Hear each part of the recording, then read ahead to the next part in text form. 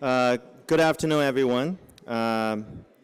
Welcome to this special session titled Beyond Photovoltaic, Building a Resilient Net Zero World. So, hosted by LONGi and co-organized by Jesse, Global Enabling Sustainability Initiative, the company, the organization that I work for. We're unfolding this interesting conversation about the kind of reimagine the world beyond just today's, the energy transition, but looking at a different model. So my name's Tim Fenn. I'm the Senior Vice President and Head of APAC region at Jesse. I'm honored to be today's moderator. Before we begin, there's a very short video. How short? I think it's 1 or 2 minutes. So we play that video called Towards Net Zero, powerful reminder of the urgency and shared responsibility behind today's gathering. So please.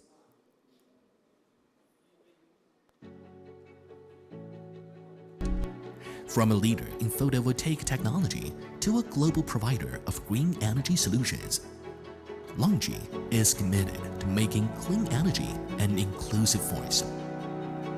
The path to net zero begins with sunlight. We constantly push boundaries with higher efficiency and reliability.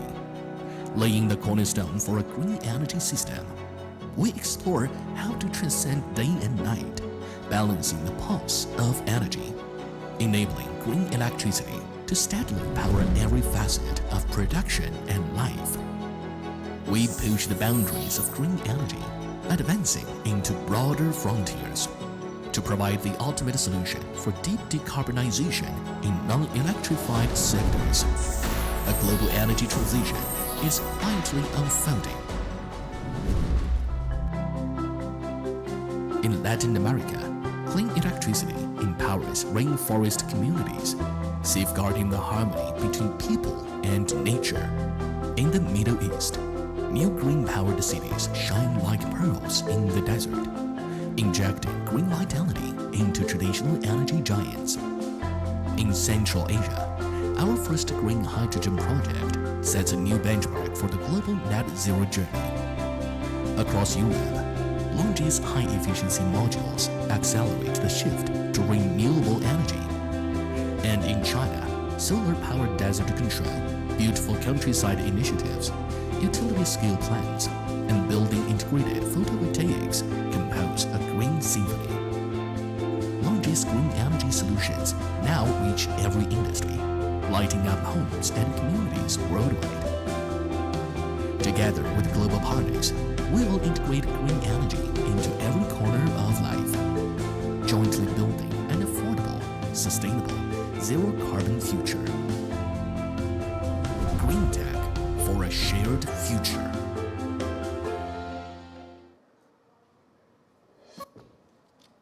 Thank you for your attention. So what will happen next is we invite a powerful group of speakers to come to give an opening speech. First of all, let me welcome Mr. Paul Dickinson from TVP and also founder of CDP to give a speech. Please. Thank you. Should be applauding you. Yes, I'm a founder of the NGO CDP. I'm also here as Transition Value Partners and also a podcaster with a press badge for the Outrage and Optimism podcast. Thank you so much for being here. This is probably my favorite meeting of the whole COP because climate change can seem very complicated. It can seem that we have all these different issues, and we do. Social issues, economic issues, but alongside the challenges of adaptation, we have the root problem. And the root problem, we all know, is mitigation. And we are here at the absolute center of solving that problem. We are here talking about solar energy. Did you know the sun delivers in 5 days to the world? as much energy as all fossil fuel reserves combined. So we know what to do. I've spent 25 years working in corporate disclosure, which is like an X-ray. You see the patient's health, but no one is cured by an X-ray. Thousands of companies have made science-based reduction targets, and this has led to transition plans. But, what do we need for the next step? Friends, we need the enabling, magical unblocking of government, the policy and regulatory mechanism. Many, many times you will have been in a room like this where someone is saying, we need this, and they point in one direction, and somebody else is saying, we need that, and they point in another direction. I would like to offer you a vision of something beyond that, a new way of thinking about the challenge and the opportunity. In the back of the room, we have, from the UK, Adair Turner, Lord Adair Turner, Chair of the Energy Transitions Commission. Now, Adair and an extraordinary team from across the world have come up with extremely clear plans for how governments can cost-effectively decarbonize. In fact, reap enormous economic rewards from investing in critical technologies, perhaps primarily solar energy. But, and this is the but, how do we get there? How do we use government and policy and regulation to debug the system? I don't have so long to speak to you, but I'm going to try and summarize 10 years of thinking about this one issue in one sentence. We need the policy maker to become the policy collaborator. We need civil society, investors, corporations, and governments to work together now to establish enabling frameworks that will allow us to accelerate decarbonization. We have all the energy we need coming from the sun. And the sun will never send us an invoice for her magnificent services. I couldn't be more happy today than to say a few words about the most important aspect of this most important conference in the world, the acceleration of renewable energy and solar energy with enlightened collaboration with government, policy collaboration. Together we can get the job done. Thank you very much. Thank you. Thank you very much, Paul. Certainly, I think Paul stands for a long-time commitment to corporate climate transparency, but also today, more increasingly, actions to accelerate the deployment of renewable energy. The next speaker will come from an organization also very powerful in terms of pushing for global connectivity of energy and also transition in energy. And GETCO is our key partner and sponsor of this session here. And I'd like to welcome Mr. Wu Xun, Secretary General of the GETCO, to come and speak.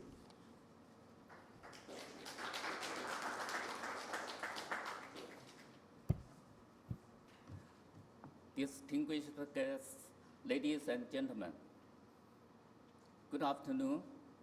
It's a great pleasure to join this side event under the theme Beyond PV, Building a Resilient Net Zero World. This event offers a great platform to exchange, share, and cooperation. It is of great importance for fostering technical innovation in energy transition and addressing climate change. On behalf of the event co-host GetCo, I would like to extend a warm welcome and sincere respect to all of you. Ladies and gentlemen, at present, climate change is intensifying worldwide. Advancing a green and low-carbon energy transition has become an urgent common task for every country. In September 2015, Chinese President Xi Jinping proposed the initiative of building global energy interconnection at the United Development Summit. This initiative provides an important solution to advancing the global energy transition and addressing major challenges such as climate change. GEI is a platform for large-scale development, transmission, and utilization of clean energy. It is a modern energy system that is clean-dominated, electricity-centered, interconnected, and intelligent. GetCo integrates innovations in renewable generation, smart grids, advanced power transmission, and new electrification technologies. It also represents the direction of global energy development and will significantly improve the efficient allocation capacity and green performance of energy systems. LONGi green energy technology is a global leader in clean energy. For many years, many technical breakthroughs have been made by LONGi in PV, energy storage, and hydrogen, which provides reliable and mature products as well as solutions for GEI. This work of LONGi contributes a lot to global energy transition and green low-carbon sustainable development. As a valued member and key partner of GetCo, LONGi has been a consistent supporter of GEI.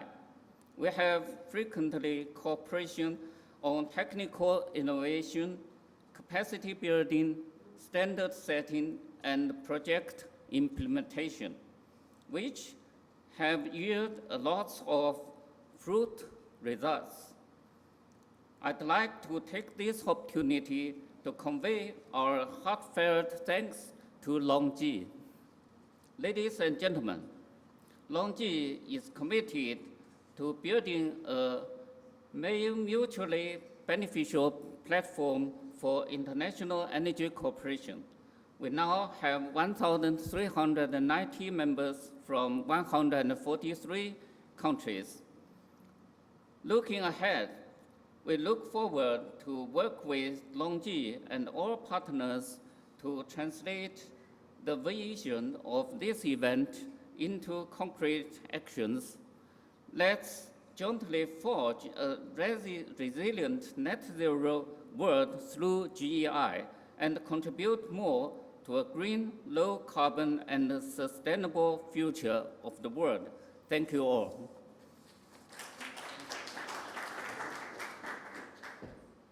Thank you, Mr. Wushan, for your excellent remarks, and particularly emphasizing how the world energy connectivity could do to help us accelerate the renewable energy. Now, let me move on to the next speaker in the opening, Dr. Shao Junzhen, Secretary General of the China New Energy Chamber of Commerce, and which is the organization I understand deeply engaged in cross-sectoral collaboration for new energy deployment. So, you're welcome, Dr. Zhen. Yeah.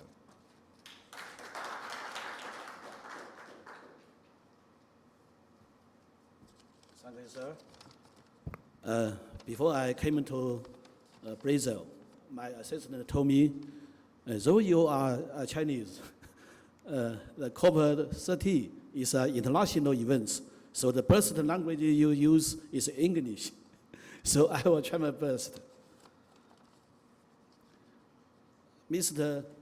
President Li Zhenguo, dear guests, ladies and gentlemen, good afternoon. Bangtad, it's a great pleasure to gather with friends from around the world in beautiful Belém, Brazil. Together, we explore the path to a resilient and net zero world.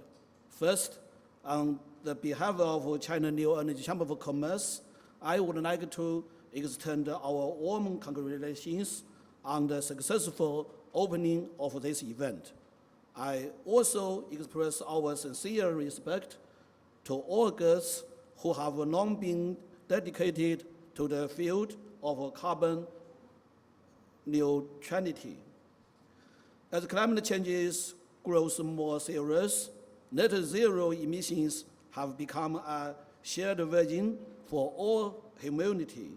Green energy, especially the solar PV industry, plays a central role in achieving this goal. In the past 2 decades, China's PV industry has developed rapidly from following global trends to leading the world. Excellent companies like LONGi have made remarkable contributions. Though continuous innovations, open cooperation, and sustainable strategies, they have helped spread renewable energy worldwide. They have laid a solid foundation for deep global decarbonization. Now, at this new starting point, we need solar PV, but we must also look beyond it. To build a stronger net zero world, we need integrated power generation, storage, and consumption. We need multiple energy sources to complement each other. We must combine efforts in technologies, policy, and global cooperation. In this way, the PV industry can transform from a participant in energy revolution to a builder of zero carbon systems. As a key bridge for China's new energy sector, CNECC will actively promote cooperation and dialogue among the enterprises, governments, and the international communities. We will work together to explore effective paths to a net zero future. We look forward to joining hands with LONGi and partners worldwide. Let's use innovations as our engine and cooperation as our bond, and build a clean, beautiful, and sustainable planet together. Thank you.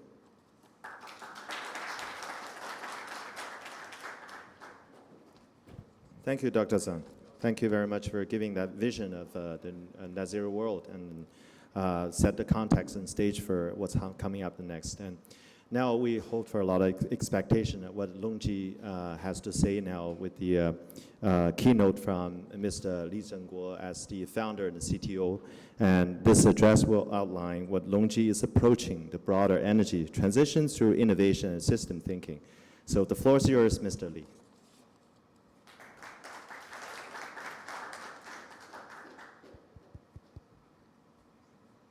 Okay. I'm sorry, my English is not so good, so I need to translate. 尊敬的各位嘉宾，女士们、先生们，大家下午好。Distinguished guests, ladies and gentlemen, good afternoon. 我是李正国。首先非常感谢各位嘉宾朋友们的到来。今天站在 COP30这个凝聚全球智慧和行动的舞台上，我深感荣幸，与诸位共同探讨一个关乎人类文明未来的关键议题：如何构建一个兼具韧性、公平与可持续的零碳能源体系。我们坚信，到2050年，通过光伏、储能与氢能三大支柱的深度融合，必将构建一个能源自我更新、互联共荣的生态系统，我们称之为无限可再生。I am Li Zhengguo, founder of LONGi. First of all, I would like to thank all the guests and friends for joining us today. Standing here at COP30, I am deeply honored to discuss with you a critical issue concerning the future of human, how to build a resilient, equitable, and sustainable zero-carbon energy system. We firmly believe that by 2050, through the deep integration of three key pillars, photovoltaics, energy storage, and hydrogen, we will establish a self-renewing, interconnected, and prosperous energy ecosystem, and I refer to this system as renewable infinity. 此刻，气候变化的警钟愈发急促，化石能源的过度使用与地理分布不均，已引发极端天气频发、资源争夺加剧、地缘政治动荡等系统性危机。这种不可持续的能源模式正在挑战着人类文明的生存底线。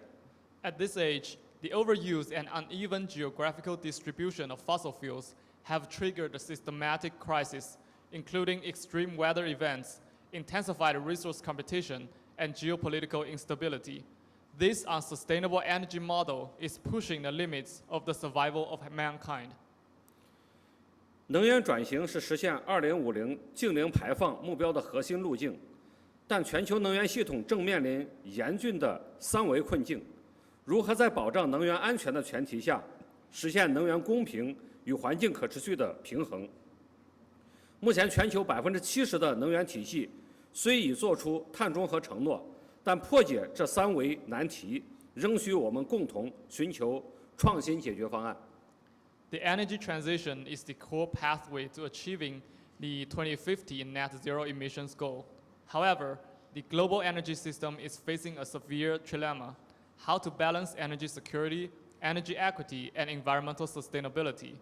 While 70% of the global energy system has already committed to net zero, solving this three-dimensional challenge required joint efforts to seek innovative solutions. 令人振奋的是，转型的曙光已经显现。根据国际能源署的预测，在净零排放情景下，清洁能源将在2030年中期成为全球最大的能源来源。可再生能源正以每年3%的速度发展，其中光伏和风电已成为引领这场变革的主力军。这预示着能源发展范式正在从能源稀缺向可再生无限的历史性转变。And that being said, the inspiring news is that transformation is taking shape. According to the International Energy Agency's projections, under the net zero emissions scenario, clean energy will become the largest source of global energy by mid-2030s. Renewable energy is growing at an annual rate of 3%, with solar and wind power leading its transformative change. This signals a historical shift in the energy development paradigm from resource scarcity to renewable infinity. 破解能源三重困境的关键在于构建光伏、储能与氢能的三元循环体系。这三者协同共生，将创造出一个能源自我再生、系统互联、永续发展的新范式。这正是无限可再生的精髓所在。The key to solving the energy trilemma lies in building a synergy of photovoltaics, energy storage, and hydrogen. Together, these three elements will create a new paradigm of self-regenerating, interconnected, and sustainable energy development. This is the essence of renewable infinity.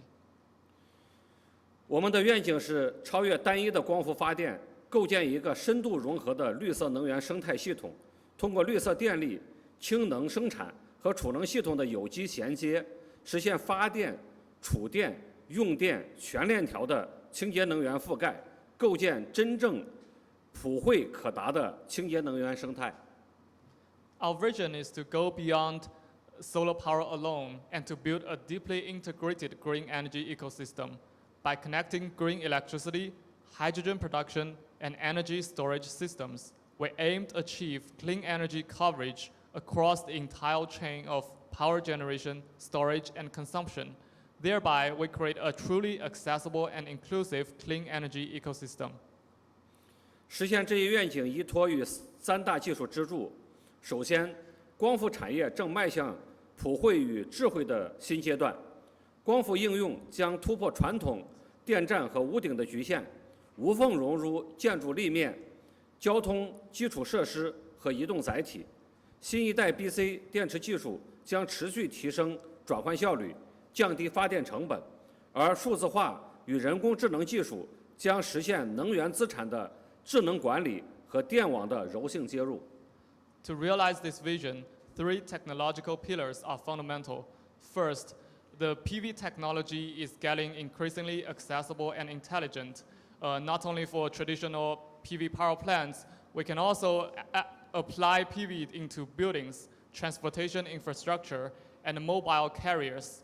The back contact technology will continue to improve conversion efficiency and reduce power generation costs, while digitalization and artificial intelligence will enable an intelligent management of energy assets and flexible grid integration. 其次，储能系统是实现24小时7天可再生能源供电的关键支撑。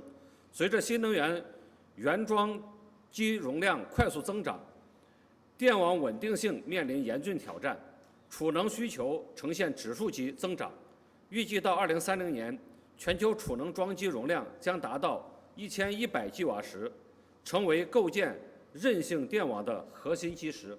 Second, energy storage systems are critical for achieving renewable energy supply for 24 hours. As the installed capacity of new energy grows rapidly, grid stability faces significant challenges, and the demand of energy storage is increasing at a very fast pace. By 2030, global energy storage capacity is expected to reach 1,100 gigawatt hours, becoming a cornerstone of resilient power grids. 第三，绿色氢能是完成深度脱碳的终极解决方案。在工业、航空、海运等难以直接电气化的领域，绿色氢能将发挥不可替代的作用。全球电解槽产能正在快速提升，氢能将在工业流程、重型运输、能源储备等领域扮演关键角色。Third, green hydrogen is the ultimate solution for deep decarbonization. For those sectors that are difficult to electrify, like aviation and shipping, green hydrogen will play an irreplaceable role. Global electrolyzer capacity is expanding rapidly, and hydrogen will become a key player in industrial processes, heavy-duty transport, and energy reserves. 为实现无限可再生的远景，我们提出6大指导原则：创新及再生，通过技术创新实现能源的持续迭代重生；可再生及无限，构建类自然生态的能源循环体系。To achieve the vision of renewable infinity, we propose 6 guiding principles: innovation, leveraging technological innovation for continuous energy renewal; renewable as infinite, building an energy circulation system that is similar to natural ecosystems. 系统共融，实现光储氢3大要素的协同发展；数智驱动，运用大数据和人工智能优化能源系统。In system synergy, we will ensure the coordinated development of solar, storage, and hydrogen. And digital intelligence, we will pursue optimizing energy systems with big data and AI. 开放共创，汇集全球伙伴共建能源生态；普惠共享，确保清洁能源惠及每个国家和个体。LONGi正与联合国难民署合作，积极推动全球能源公平。Openness, we will gather global partners to build an energy ecosystem together. And inclusiveness, we will ensure clean energy benefits every nation and individual. LONGi is actively collaborating with the UNFCCC to advance global energy equity. 为此，我们已经制定清晰的实施路径。2025至2030年，聚焦光储融合与规模化部署，推进吉瓦级项目落地和下一代技术突破。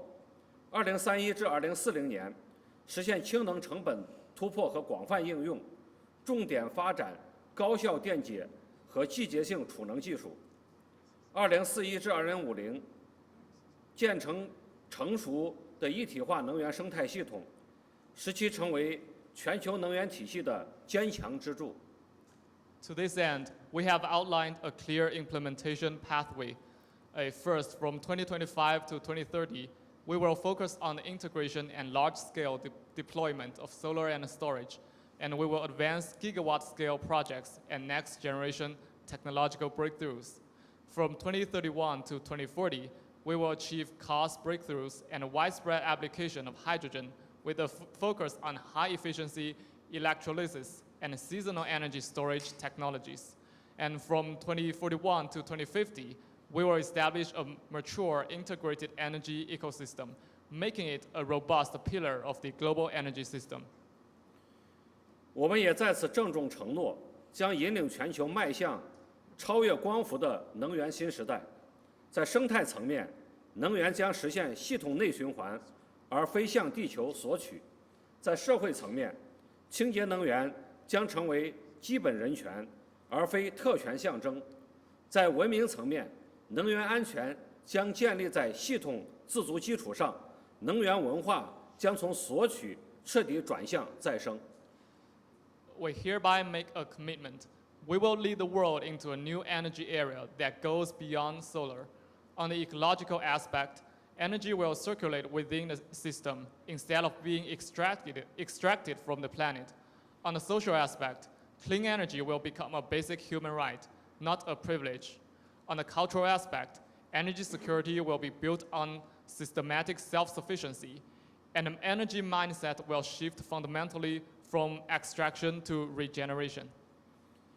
最后，让我们携手共进，超越光伏，共同建成一个坚韧的零态世界。谢谢大家。Finally, let us join hands and work together to go beyond solar and build a resilient, zero-carbon world. Thank you. Thank you.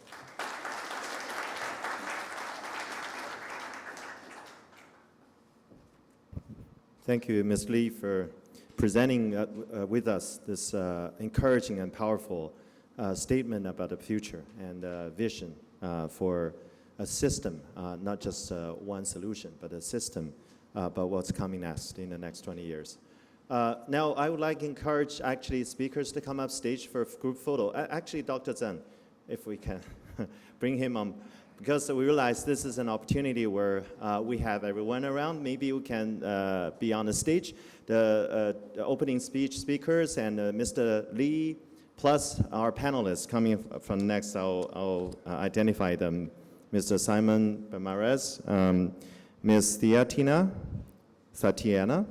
Mr. Jonathan Bendix Colombo, and Mr. Harsh Vijay Singh. So can I have all of you on the stage for a group photo, please? And of course, Mr. Zheng, Mr. Wu Xuan, and Mr. Li, please come to the stage on the center. We can have a group photo now since everyone is here.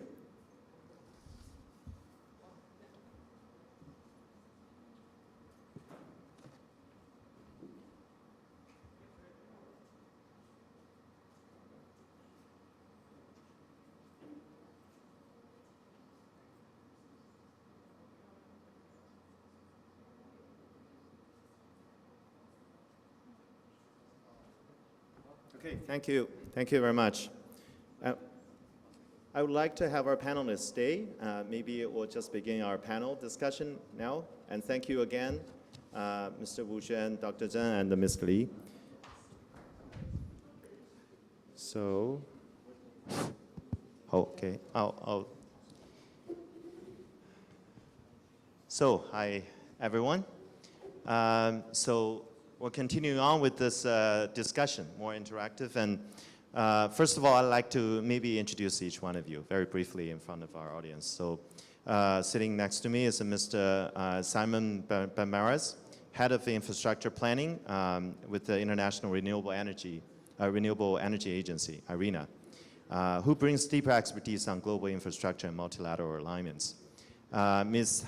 Tatiana Deabro Faria, Communications and ESG Manager at Comerc Energia, a leading voice on corporate climate engagement in Brazil.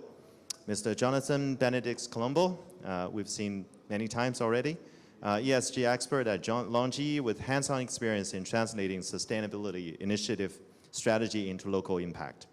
And finally, Mr. Harsh Vijay Singh, head of equitable transition at the World Economic Forum, who works across sectors to advance just and inclusive energy systems.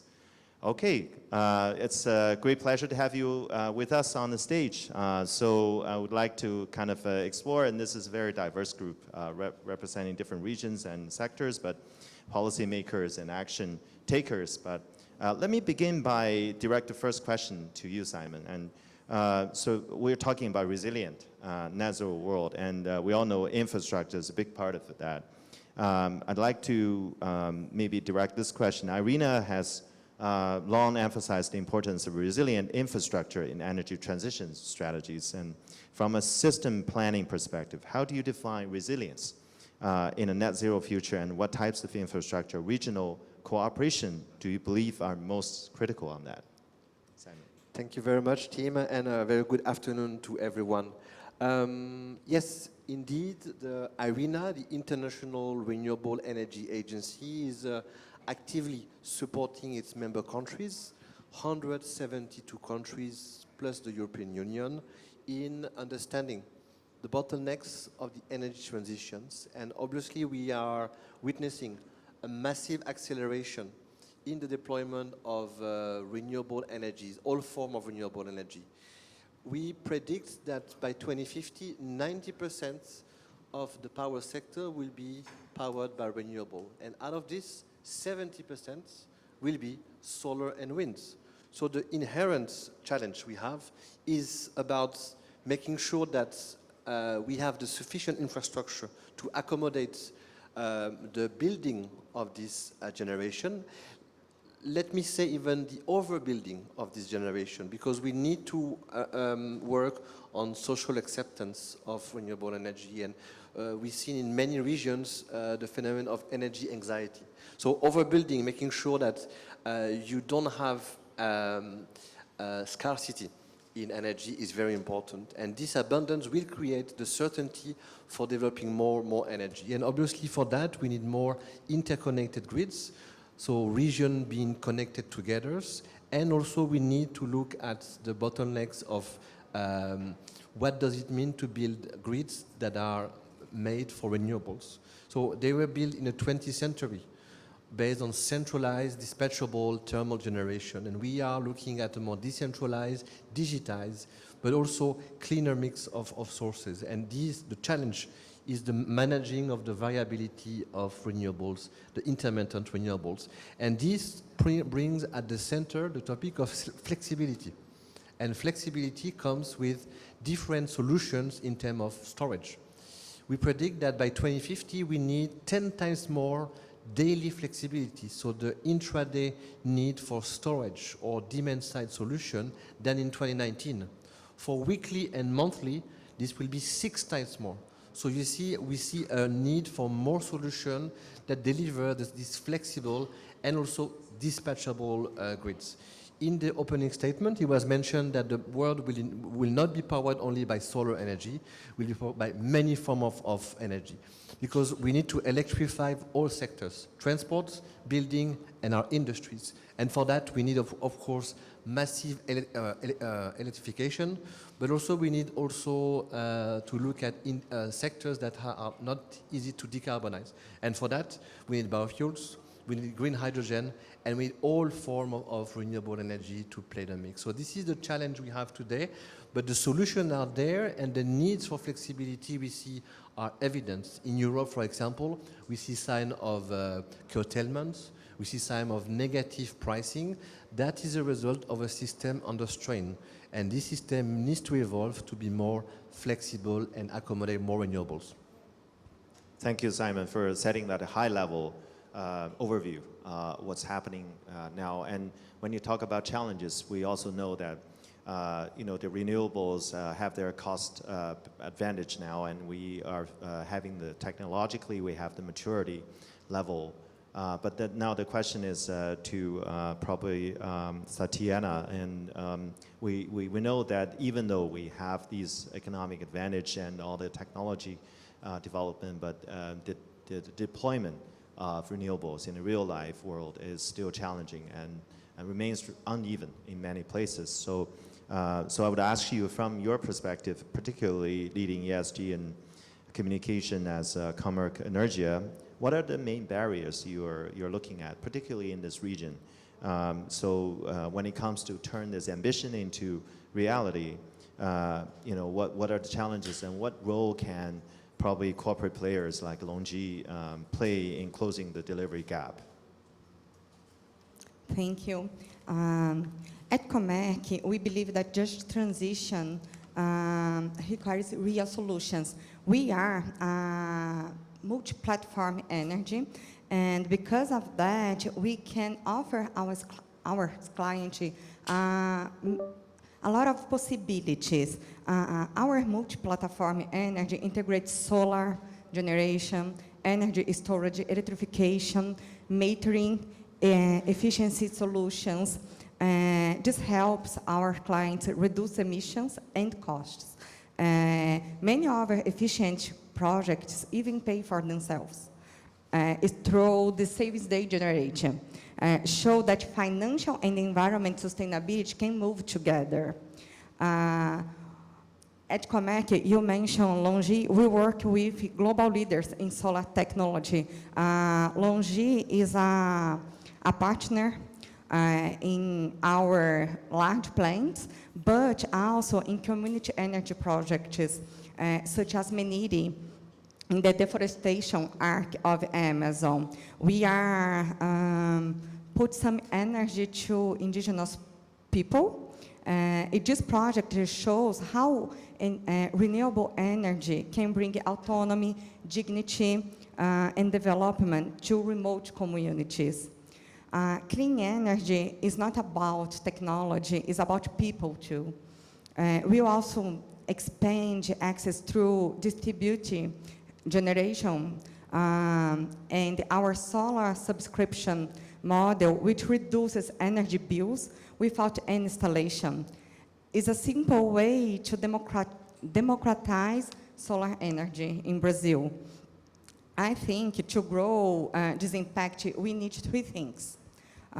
Stable public policies to attract investment in renewable and storage, inclusive financing, so that companies and communities can participate too, and clear metrics to measure carbon reduction, economic value, and social benefits.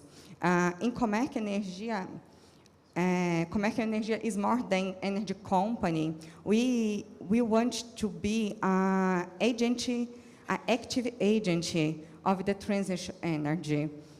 Our renewable capacity, our multi-energy platform, and our technology partnerships help us deliver that are clean, efficient, and fair transition. A neutral carbon filter needs exactly this combination: clean generation, efficiency, and inclusion.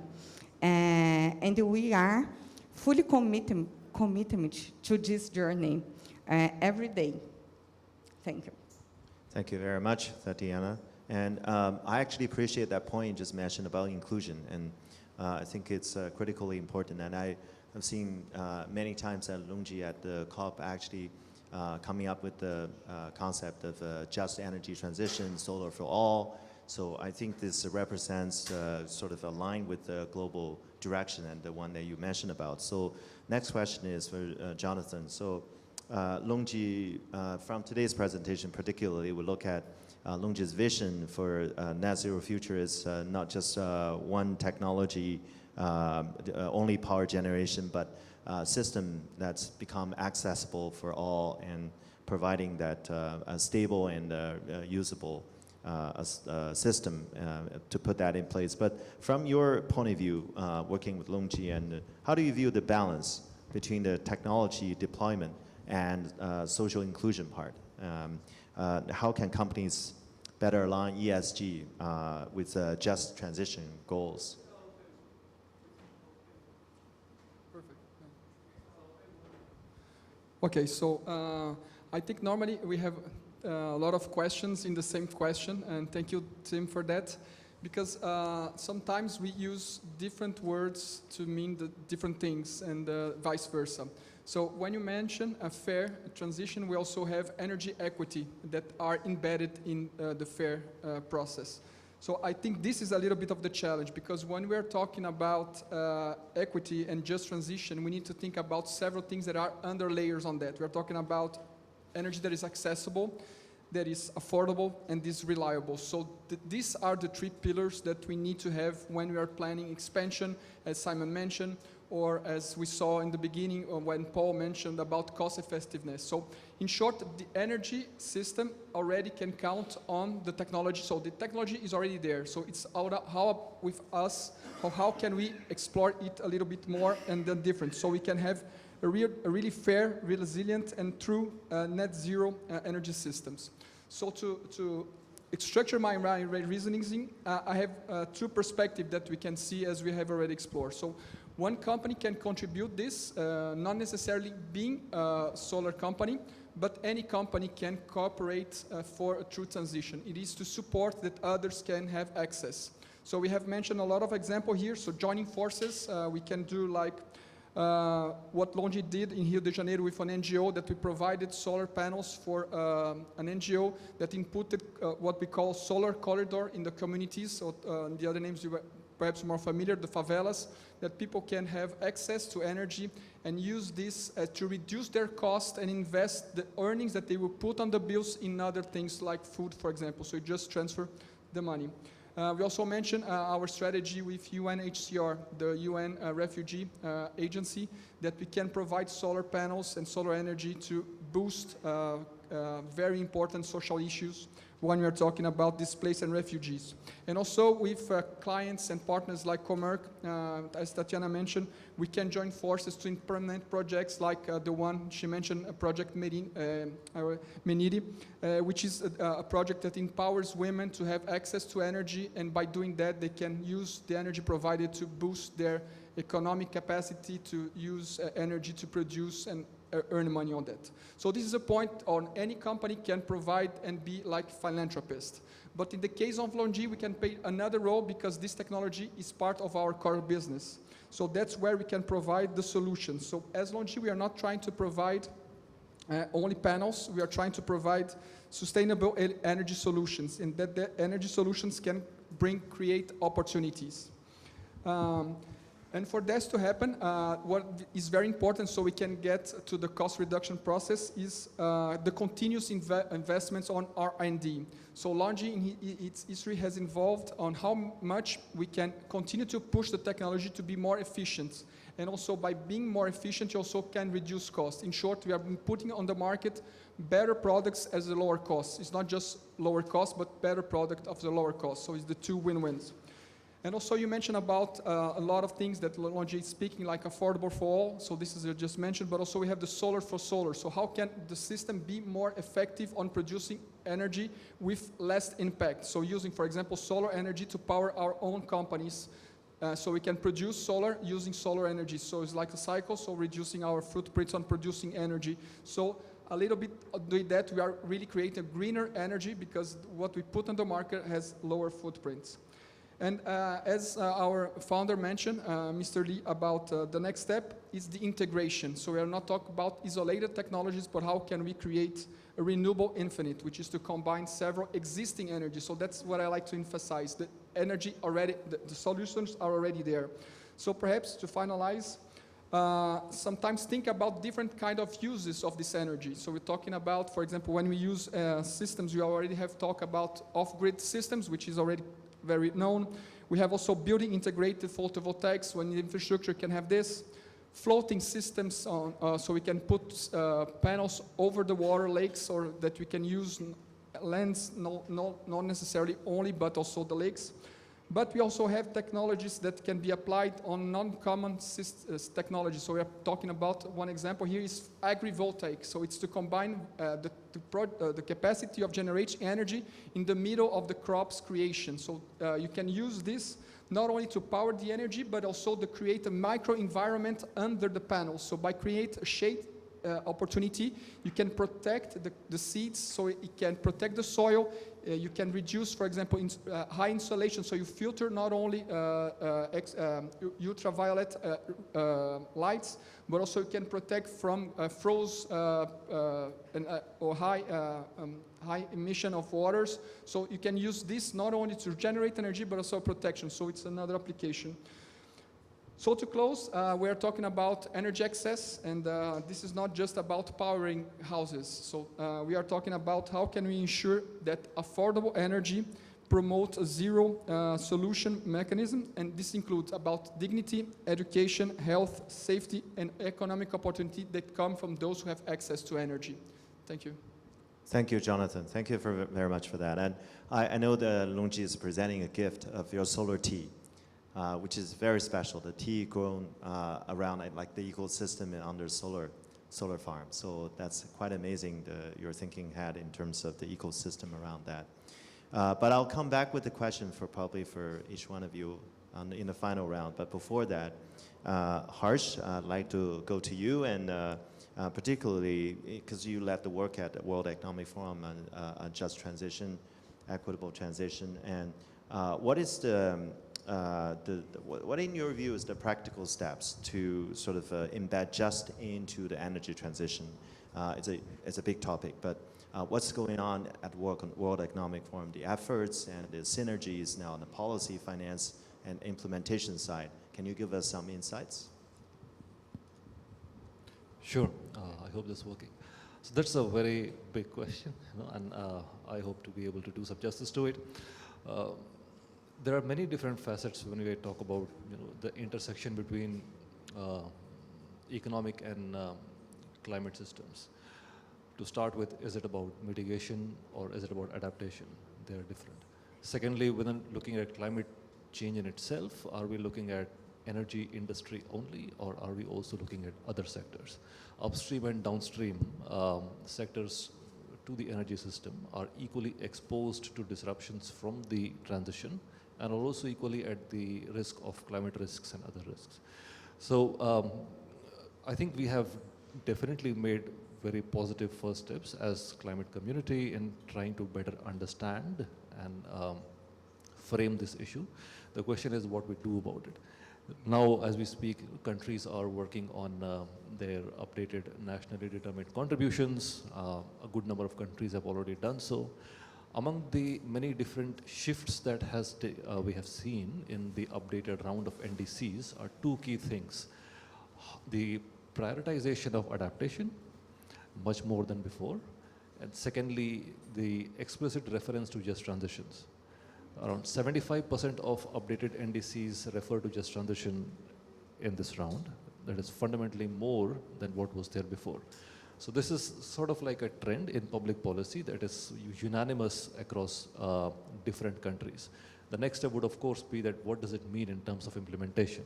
And I think this should very much happen at country levels, because different countries have different socioeconomic, cultural, as well as stakeholder expectations. So in how they embed justice and equity in their climate action plans should be dictated by their respective countries' circumstances. In some places it's about jobs, in some places it is about culture, in some places it is about consumer, like the United States is undergoing an affordability issue very much, so there is a different, as opposed to Brazil where it is very much an indigenous communities perspective. So that's for the public policies. If we come to companies in themselves, there is a large number of frameworks which talk about how to embed social and economic considerations in corporate climate action plans. We recently launched a paper as recently as yesterday on making the green transition work for the people and the economy, which among other things talks about what can companies do in this regard. Companies that have committed to 10, 20, 30-year long targets. And their targets depend not only on financing and technology, but also on public policy, which is reliant on there being consistent support from stakeholders to long-term policy trajectories. So in that environment, companies can, as best as possible, align their sustainability strategies with the context that they are working in. Secondly, proactive and meaningful engagement with stakeholders. That includes communities, workers, and the value chain, the small and medium enterprises. Thirdly, developing ways to monitor their progress on the landscape of social and economic issues that they can be exposed to. And finally, leveraging the power of their own networks, whether it is their peers or whether it is by the advocacy that they do to policymakers on where does the industry and the private sector as a whole wants to go with regards to just an equitable transition, so that they are reflected in long-term and credible policy signals, which also unlocks financing for the longer term. Thank you. Thank you very much, Harsh. So that really set a very good approach and a step-by-step in how this could be coordinated and synergized. So we would have less than 3 minutes, but I just want to take this opportunity to probably go around just for very briefly to probably summarize your view about the key enablers of, we're talking about resilient net zero world, and to think about the, probably one thing that you think would be the key enabler to help us achieve that, resilient net zero world.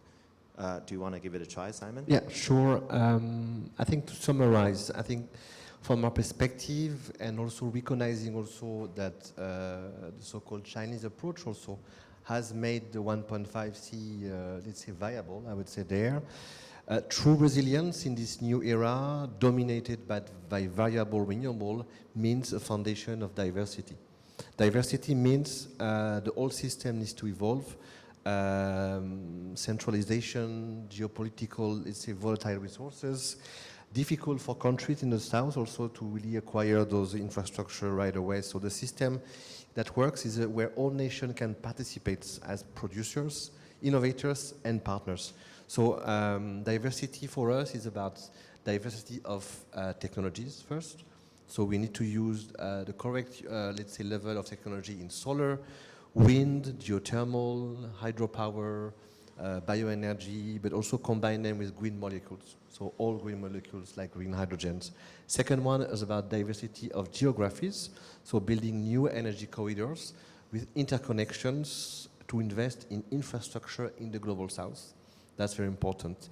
And last but not least as well is to foster a diversity of supply chain, because we need a diversity to really enable, as you mentioned, Tim, the decrease of cost that will still make the case in a more conservative or fragmented world of the case for renewable energy for all.